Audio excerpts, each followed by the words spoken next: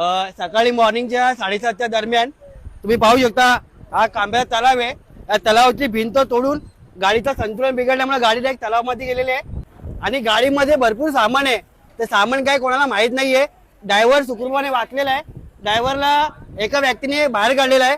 8 वाजता आलेली गाडी ब्रेक फेल झालेला त्या गाडीच्या आतमध्ये ब्रेक फेल झालेला आतमध्ये गाडी गेलेली आपल्याला माहित नाही पडलं गाडी काय झालं। 4 माणसाला वाचवले व आतमध्ये गेले तर 2 माणसाला आम्ही काढलेला बाहेर। कोणी तुम्ही काढला का? मी काढले। कसा काढला?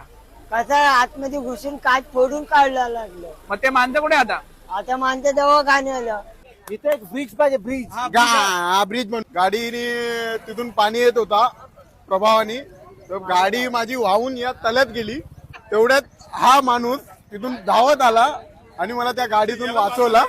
भरपूर पाणी असल्या कारणाने त्याला असं वाटत होतं की गाडीच्या ऐवजी होडी चालवतोय म्हणून त्यांनी ही गाडी होडी समजून तळ्यामध्ये टाकलेली आहे।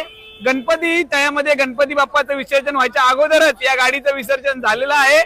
त्यामुळे तुम्हाला काय वाटतं नक्की सांगा।